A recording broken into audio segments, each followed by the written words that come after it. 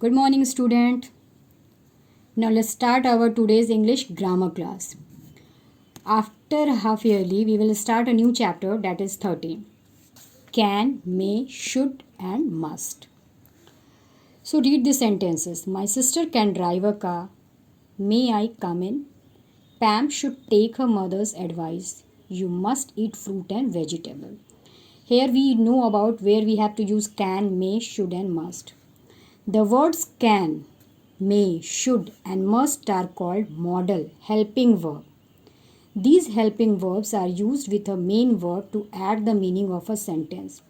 All these words are the helping verb and these are used in a sentence to make the sentence or to give a sentence a complete sense. So first of all, use of can. We use can to say that someone is able to do something. We use cannot to say that what they are not able to do. Okay.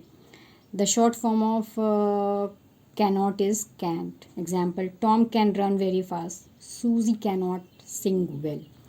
We can use say that someone is allowed to do something. We use cannot to say that they are not allowed to do it. So these are the examples which are showing here where we can use the can.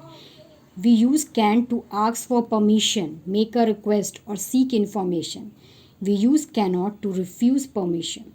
Here you can use the word sentence for taking permission and for making a request or to get any information. And the use of cannot is to refuse the permission. Example, can I watch television? Can you show me how to solve this problem? Can you tell me if the train goes to the city? You can use in my telephone. So here are the uses of can. Now come to the use of may. We use may to ask for and give permission. To give permission and to ask something we use may. May I speak now? Yes, you may. We use may to talk about something that is possible. The things that should be possible, there we use may. Shui may like the movie, but Jill may not. We use may not to refuse permission. We also use may to refuse the permission. May I take leave tomorrow? No, you may not. So this is the use of may. Now use of should. We use should to suggest something that is good or the right thing to do. We should take care of your health. You should take care of your health. Here we are using the should to suggest something good. We should not use should not to suggest something that is not the right thing to do. The things which are not right to do is for use that we use should not. You should not work so hard because if you work so hard, you will get ill. That's why we are using here should not. Now the use of must. We use must to talk about the things that are necessary to do.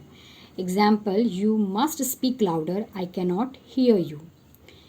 We use must not to talk about things that should absolutely not to be done. The things should not to be done where we use must not. You must not play with fire. It is very dangerous. That's why here it is used must not. Okay.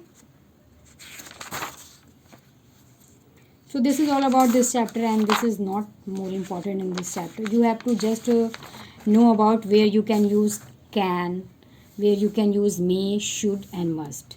And after that you are able to fill up the blanks. Okay. Thank you.